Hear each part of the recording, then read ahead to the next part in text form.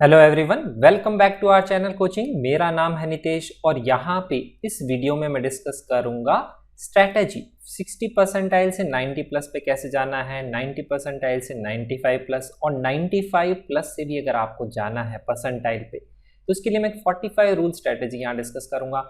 एक रिक्वेस्ट आई थी one of the comments में जो मैंने प्रीवियस वीडियो पोस्ट किया था कि बिलो एवरेज स्टूडेंट्स के लिए सर कोई वीडियो नहीं बनाता है जिनके 50 परसेंटाइल 60 परसेंटाइल मार्क्स आए हैं, वो कैसे इंप्रूव करें, 90 प्लस परसेंटाइल तक कैसे अचीव करें। तो सबसे पहले हम यही डिस्कस करेंगे। मैं आपको ये भी बता देता हूँ, हमारी एक मोबाइल ऐप कोचिंग अगर आपको नहीं पता है तो आप ये डाउनलोड कर सकते हैं, अपने फ्रेंड्स के साथ भी शेयर कर सकते हैं। इसमें हम क्या करते हैं, जेईई मेन की एक सबसे लार्जेस्ट वीडियो लाइब्रेरी हमने क्रिएट करी है। अराउंड 6000 क्वेश्चंस हैं, चैप्टर वाइज हमने उसको सॉल्व किया है और मैथ्स के क्वेश्चन का पीडीएफ मैंने इस वीडियो डिस्क्रिप्शन में भी दिया हुआ है। ये जो वीडियो है तो वहाँ से आप वो फ्री पीडीएफ चैप्टर वाइज भी डाउनलोड कर सकते हैं। तो उन क्वेश्चंस के थ्रू हम ये एक्सप्लेन करने की कोशिश करते हैं कि थॉट प्रोसेस क्या है, कैसे पता लगता है एक टीचर को कि कैसे वो कॉन्सेप्ट अप्लाई करना है, क्वेश्चन में क्या हिंट्स होते हैं, उसके थ्रू हम एक्सप्लेन करने की कोशिश करते हैं। तो चलिए, मैं इसके बारे में और ज़्यादा नहीं बोलूँगा, हम डायरेक्ट पॉइंट पे आ जाते हैं, इस स्ट्रैटेजी को डिस्कस करते हैं। मैं आपके साथ एक्सप्लेन करूँगा, मेरा जो एक्सपीरियंस है, मुझे जो सही लगता है मैं आपको बताऊँगा।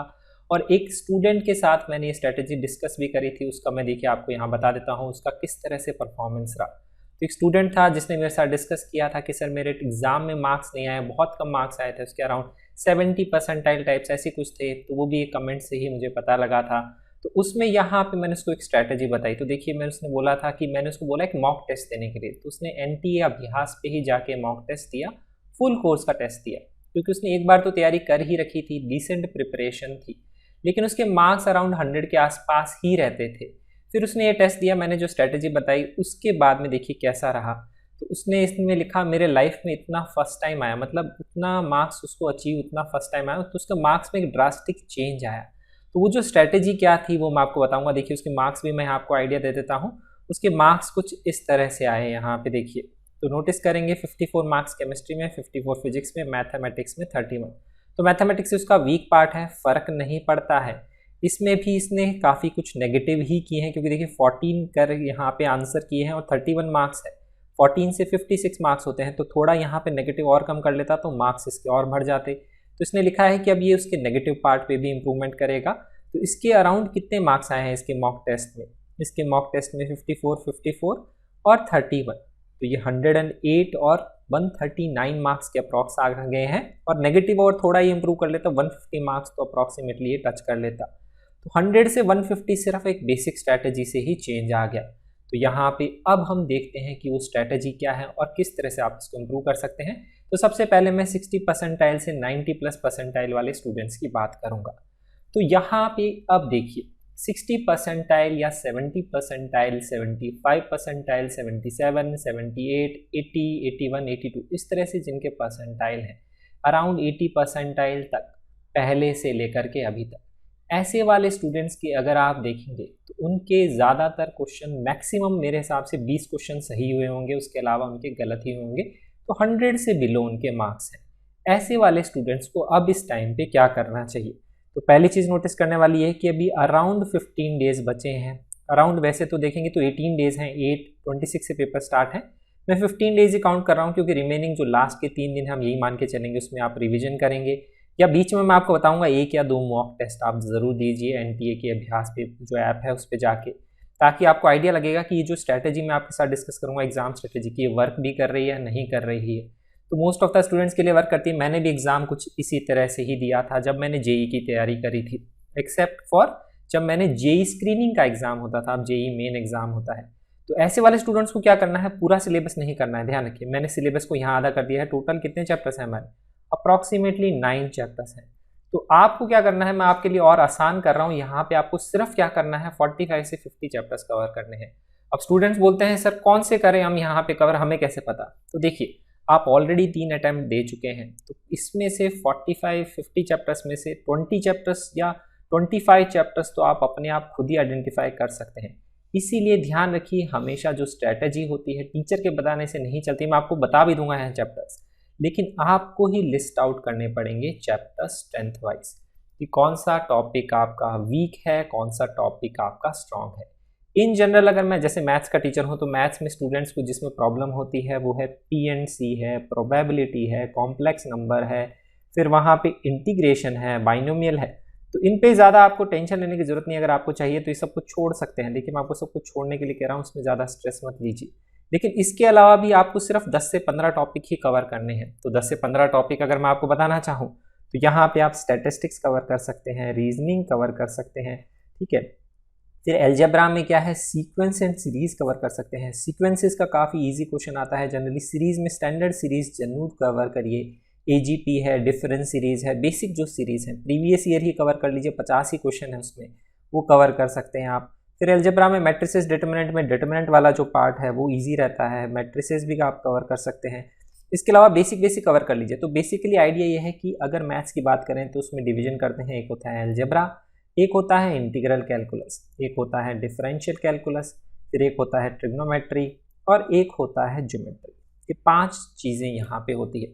तो आपका एग्जाम में यही टारगेट है कि यहाँ पे आपको 8 से 10 क्वेश्चन इसके ढूंढने हैं मैथ्स के। Same for physics. मैं इसलिए इनका बता रहा हूँ अलग अलग, क्योंकि यहाँ पे केमिस्ट्री को हम बाद में देखेंगे कैसे मैं बताऊंगा आपको यहाँ पे। तो फिजिक्स और मैथ्स में से मिला के आपको टोटल 8 से 10 क्वेश्चन ढूंढने, क्योंकि आपका टारगेट 90 के आसपास ही पहुंचना है। ध्यान रखिए, आपने बहुत आगे नहीं जाना है। तो हर एक सब्जेक्ट में कितने क्वेश्चन आते हैं एग्जाम में, फिजिक्स में भी 30 आएंगे, केमिस्ट्री में भी 30 आएंगे और मैथ्स में भी 30 आएंगे। और इसमें जो इंटीजर टाइप होते हैं वो ज़्यादातर मोस्टली ईजी होते हैं, क्योंकि उसमें 10 में से 5 ही सेलेक्ट करने होते हैं। तो पहले इंटीजर को ही आप फोकस करिए, उसी में से ही ढूंढिए। तो अब आप जब एग्जाम में अटेम्प्ट करेंगे तो हमें सिर्फ इनके 10 क्वेश्चन पे फोकस करना है एक बारी में, इसके भी 10 क्वेश्चन पे, क्योंकि आपका जो टारगेट है वो 30 से 40 क्वेश्चंस ही अटेम्प्ट करना है एग्जाम में, उससे ज़्यादा आपको नहीं करना है। इसीलिए मैंने चैप्टर्स को रिड्यूस कर दिया है। इम्पॉर्टेंट है ये क्वेश्चन सही होने चाहिए, ये चीज़ समझना ज़रूरी है। तो सबसे पहले आपको क्या करना है, नोट डाउन करना है। आपको ये पता होना चाहिए कि अभी आप कितने क्वेश्चन अटेम्प्ट कर पाते हैं। ध्यान रखिए, तुक्के काउंट नहीं कर रहा हूँ, कितने अटेम्प्ट कर पा रहे हैं सीरियसली, उसमें से नेगेटिव आपके कितने हो रहे हैं, उसके हिसाब से आप स्ट्रेंथ डिफाइन कर लीजिए कि आपका फिजिक्स वीक है या मैथ्स वीक है। पहला आपका स्टेप यही है। केमिस्ट्री तो ऑलमोस्ट सबका सिमिलर ही रहता है। केमिस्ट्री भी अगर वीक है तो भी आप उसमें कोशिश करिए कि चैप्टर बढ़ाइए, और उसमें ईजी बढ़ाने का काम है वहाँ पे कौन से वाला चैप्टर, इनऑर्गेनिक केमिस्ट्री, क्योंकि उसमें सिर्फ याद करना होता है। तो प्रीवियस ईयर क्वेश्चंस देखिए, उससे आप नोट्स बना लीजिए इनऑर्गेनिक केमिस्ट्री के, एटलीस्ट उतना तो आपको याद ही करना है। डेली 2 घंटे आपको केमिस्ट्री वो रिवाइज करना है, पढ़ना है, पहली चीज़ है ये। अब आ जाते हैं फिजिक्स और मैथ्स में। फिजिक्स और मैथ्स में आपको 10 से 15 चैप्टर लिस्ट आउट करने हैं खुद के हिसाब से। मैं ऑलरेडी आपको प्रीवियस वीडियो में बता चुका हूँ, फिजिक्स में जो छोटे छोटे चैप्टर्स होते हैं, unit measurement, error, SHM, waves, fluids, solids, ये सब सारे बच्चे छोड़ते हैं।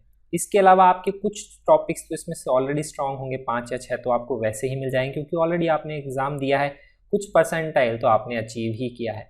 तो ये 5 टॉपिक्स मैथ्स के और फिजिक्स के तो आपके वैसे ही कवर्ड होंगे। आपको सिर्फ 5 या 6 टॉपिक एक्स्ट्रा ऐड करने हैं, तो उसकी लिस्ट आप खुद से ही बनाइए, वो बेटर रहेगा। वो लिस्ट बनाने के लिए मैं आपको इसलिए कह रहा हूँ क्योंकि एग्जाम में जो 90 क्वेश्चंस आएंगे, हमें 90 पे फोकस नहीं करना है, हमें 75 पे भी फोकस नहीं करना है। लेकिन जो चैप्टर्स की लिस्ट बना के हम अच्छे से तैयारी करेंगे एग्जाम में, हमें उसी पे फोकस करना है। तो इससे क्या होगा, एग्जाम में हमारा टाइम बचेगा। अब टाइम को कैसे समझेंगे, अभी मैं आपको यहाँ बताऊंगा, जब एग्जाम स्ट्रेटेजी बताऊंगा कैसे करना है। तो ये आपको क्लियर होना चाहिए। पहली चीज़, ये चैप्टर आपको इतने की लिस्ट बनानी है, तीनों में बनाइए लिस्ट।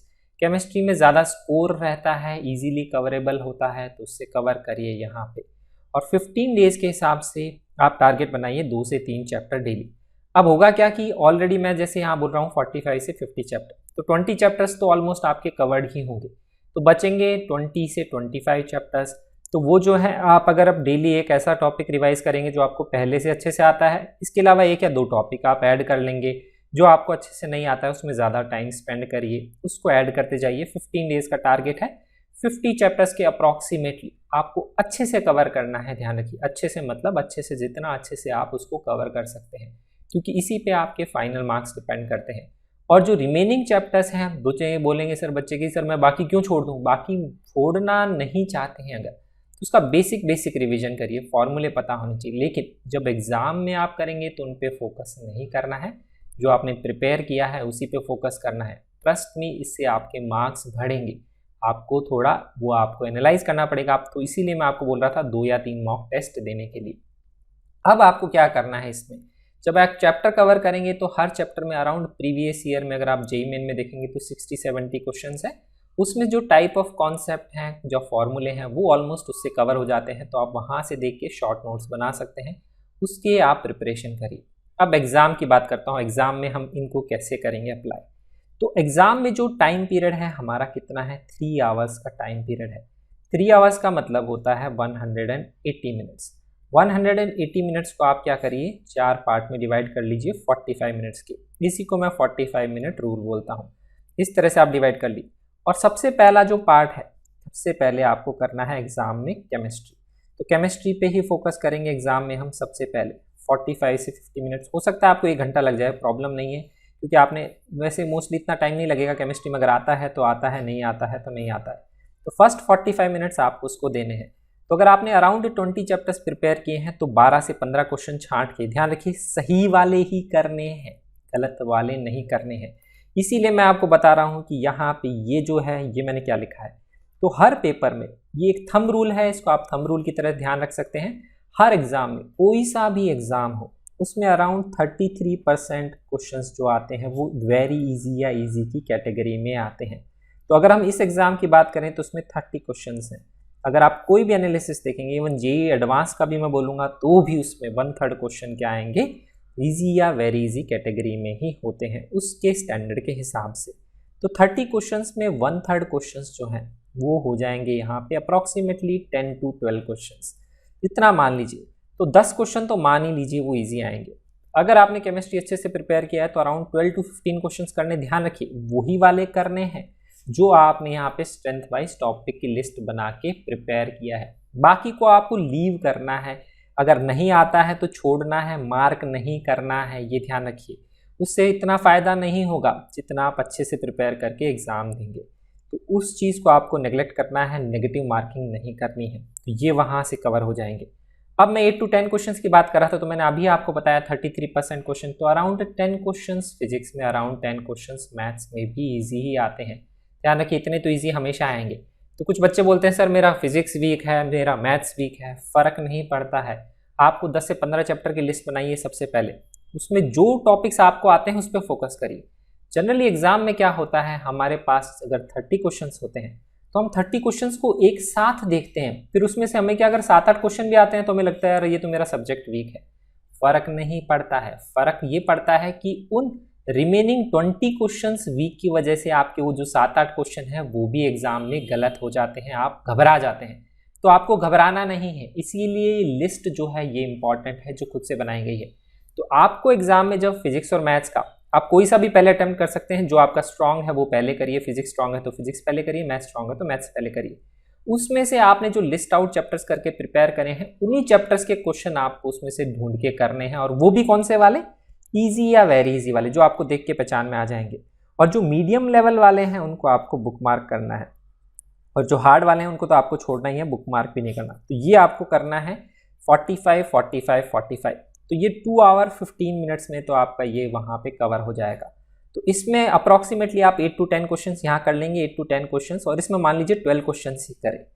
तो अगर 12, 8 और 8 मैं ये मान के चलता हूँ, फिजिक्स और मैथ्स में से एक आपका स्ट्रांग होगा तो एक में 10 कर लेंगे आप, एक में 8 कर लेंगे। तो ओवरऑल आप देखेंगे तो 30 क्वेश्चंस आप यहाँ पे कर पाएंगे 2 आवर 15 मिनट्स में। ये हमारी यहाँ स्ट्रैटेजी खत्म हो गई। अब क्या करेंगे सर लास्ट 45 मिनट्स में?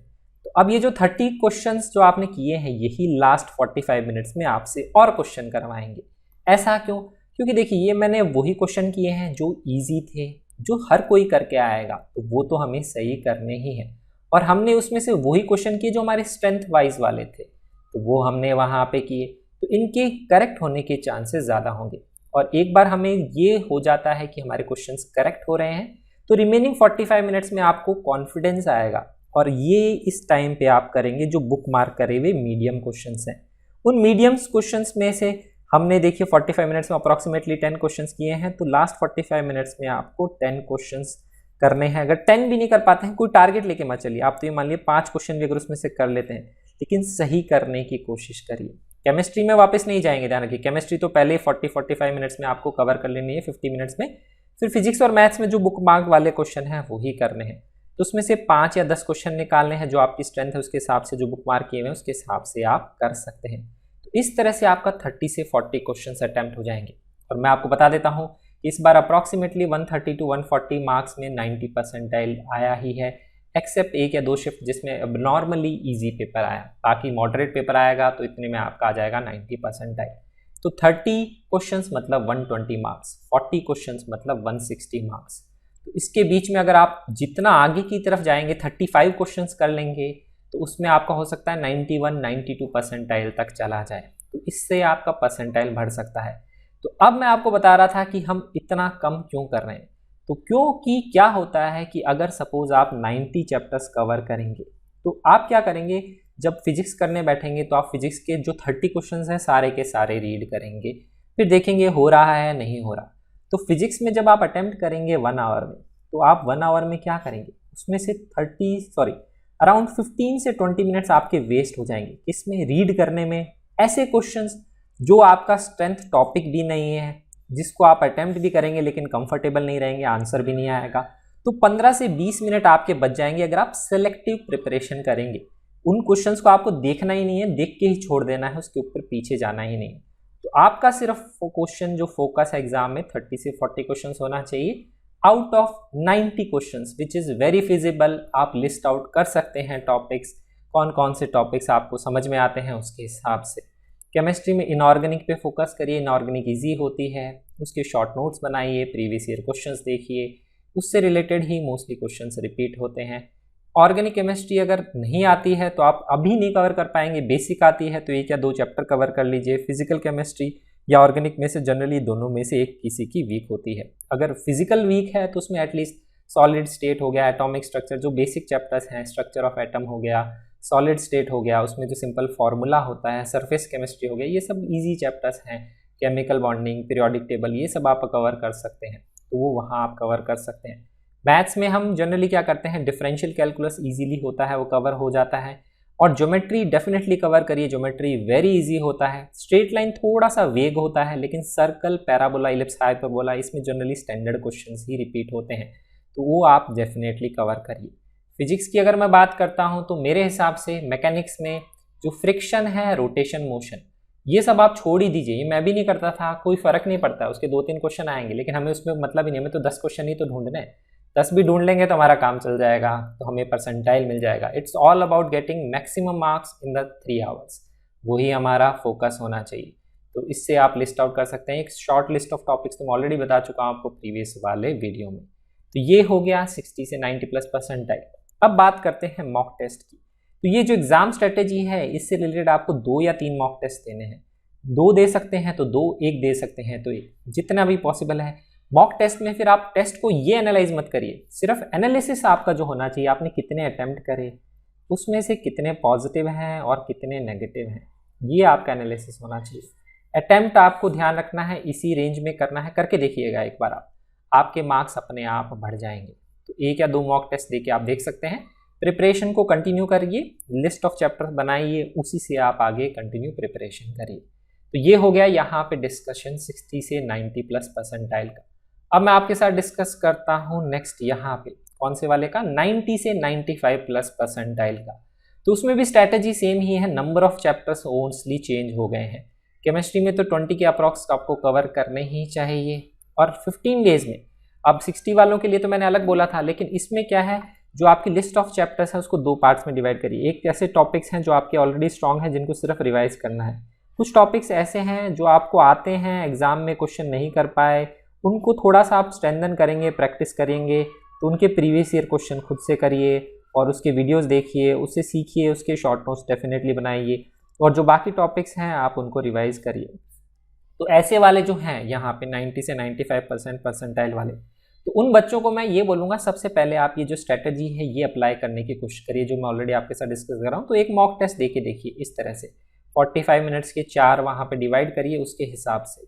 तो इस तरह से करेंगे तो फिजिक्स में 10 से 12 करने हैं, इसमें 10 से 12 करने हैं, इसमें 15 से 20 करने हैं। तो अगर आप इसमें 15 या 17 क्वेश्चन कर पाते हैं और इसमें एक में 12 करें और एक में 10 करें, तो अराउंड 40 क्वेश्चंस आप कर पाएंगे आराम से इसमें 2 आवर 15 मिनट्स में, ये आपका टारगेट होना चाहिए। तो इन जनरल फिर रिमेनिंग 45 मिनट्स में डिपेंड करता है कि पेपर ईजी है या टफ है। ईजी होगा तो आपके इस 2 आवर 15 मिनट्स में 40 से ज़्यादा भी हो सकते हैं वेरी ईजी और ईजी कैटेगरी में जो आएंगे, और फिर जो मीडियम की कैटेगरी में जिसको मैंने बोला बुक मार्क करेंगे उनको आप लास्ट 45 मिनट्स में करेंगे। तो इस तरह से एग्जाम देखिए, सबसे पहले आपको यही डिटरमाइन करना है कि आपकी स्ट्रेटेजी में प्रॉब्लम है या आपके कवरेज में प्रॉब्लम है। बहुत सारे बच्चों के एग्जाम टेम्परामेंट में मिस्टेक होती है, एग्जाम में स्ट्रेटेजी में प्रॉब्लम है, कैसे सॉल्व करना है। कोर्स कवरेज उनका अच्छा है, सब कुछ अच्छा है, लेकिन स्ट्रेटेजी में मिस्टेक है। तो सबसे पहले स्ट्रेटेजी ही आइडेंटिफाई करिए, एक मॉक टेस्ट दीजिए और उसमें देखिए स्ट्रेटेजी चेंज करने से आपके एग्जाम के रिजल्ट में या मार्क्स में कुछ चेंज आ रहा है। और नेगेटिव को कम रखिए, हमेशा मैं यही बोलता हूँ। तो जितने करने हैं सही करने हैं, इसीलिए हमने पहले 2 आवर 15 मिनट्स में वही क्वेश्चन किए जिसमें नेगेटिव मार्किंग नहीं होगी। तो यही हमने कवरेज करने का देखा। तो वो अराउंड 40 क्वेश्चन। तो अगर आपको एग्जाम में अराउंड 40 क्वेश्चन ऐसे मिल जाएंगे जिसमें आपने नेगेटिव किए ही नहीं, तो आपका कॉन्फिडेंस बहुत बूस्टअप हो जाएगा। तो रिमेनिंग 45 मिनट्स में आपके 10 क्वेश्चन आराम से निकल जाएंगे। तो परसेंटाइल जो मैं 95 बोल रहा हूँ, 98, 99 इतना भी क्रॉस कर सकता है बेस्ड अपॉन द पेपर, कि पेपर ईजी आया है टफ आया है उसके बेसिस पे। तो ये आपको ध्यान रखना है। अब इसमें ये भी सब वही है, आपको अराउंड 60 चैप्टर्स, देखिए अभी भी मैं 90 चैप्टर्स नहीं बोल रहा हूँ, 90 की तो जरूरत नहीं है, आप 60-70 करे कवर।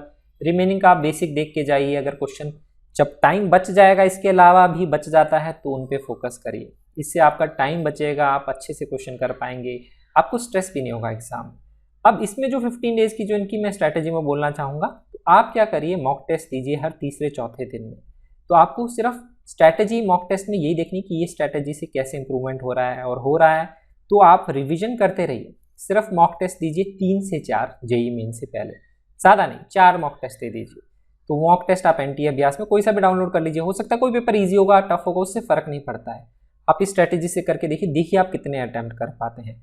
और टॉपिक्स की जो लिस्ट बनाएंगे यहाँ पे स्ट्रेंथ वाइज के हिसाब से, उसको 2 पार्ट में डिवाइड कर लीजिए। कुछ टॉपिक्स आपके ऐसे होंगे जो ऑब्वियसली वेरी स्ट्रांग है पहले से ही, तो उसको तो आपको सिंपल रिवीजन करना है, थोड़े थोड़े 10-10 क्वेश्चन करते रहिए, रिवाइज करते रहिए, फॉर्मूले टच मत छोड़िए। केमिस्ट्री आपको डेली सुबह पढ़नी है 2 घंटे में, ऑलरेडी पहले बता चुका हूँ।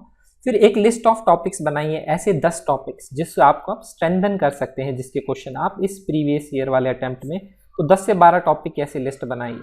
और जो रिमेनिंग जो है यहाँ पे कितने बच गए हैं दिन, यहाँ पे रिमेनिंग जो डेज बच गए अराउंड 15, उसमें 10 से 12 टॉपिक्स के प्रीवियस ईयर अच्छे से कर लीजिए, 1 बार 2 बार उसको स्ट्रेंथन कर लीजिए, ताकि आपके कोर्स कवरेज में भी यहाँ पे फ़ायदा होगा। ये चीज़ आप ध्यान रखिए। तो इस तरह से आप कवरेज कर सकते हैं। तो ये है एग्जाम स्ट्रेटेजी 95 वालों के लिए भी, और 95 से 99 प्लस जाना है उसके लिए भी मैं यही बोलूँगा, क्योंकि यहाँ पे उनके लिए क्या होगा, ये 50 क्रॉस करना पड़ेगा उनको पेरियड। तो उसमें क्या होगा, जब मैं ये बोल रहा हूँ यहाँ पे, तो 20-12-12 ऐसे हो जाएगा उनके लिए। तो केमिस्ट्री वेटेज ज़्यादा कैरी करेगा, तो 20-12-12 ये हो गए 44, और रिमेनिंग 45 मिनट्स में 10 क्वेश्चन 54। तो अगर 54 के पास आ जाएंगे तो वो 99 के आसपास को भी क्रॉस करने की टेंडेंसी होगी। तो ये आइडिया है परसेंटाइल को इंक्रीज करने का। एकदम सेलेक्टिव स्टडी आपको करनी है, लिस्ट ऑफ टॉपिक्स खुद से ही बनाइए, वो बेटर तरीका है। मैं बताऊंगा, मेरे कुछ स्ट्रेंथ टॉपिक्स अलग हैं, किसी और के कुछ और अलग होते हैं। किसी को फिजिकल केमिस्ट्री पसंद है, किसी को ऑर्गेनिक केमिस्ट्री पसंद है, किसी को मैथ्स में कैलकुलस पसंद है, किसी को ज्योमेट्री पसंद है। तो खुद के हिसाब से ही बनाइए, क्योंकि आप जिससे कंफर्टेबल हैं एग्जाम में, आप उन्हीं क्वेश्चंस को सबसे पहले अटेम्प्ट करेंगे। जिससे नहीं है वो आप अभी पढ़ भी लेंगे तो भी आप एग्जाम में जाके डरेंगे और टाइम ही वेस्ट होगा, आप उसको नहीं करेंगे। तो ये है मेरा तरीका जो मैं आपके साथ शेयर करना चाहता हूँ। और अगर आपको ये वीडियो अच्छा लगा हो तो अपने फ्रेंड्स के साथ ज़रूर शेयर करिए, ताकि वो भी फ़ायदा उठा सकें रिमेनिंग डेज में। और अगर आपके पास अभी भी कोई डाउट रहता है परसेंटाइल इंक्रीज या कोई स्ट्रैटेजी से रिलेटेड, तो आप कमेंट्स में लिख सकते हैं, and I will try to reply back as soon as possible.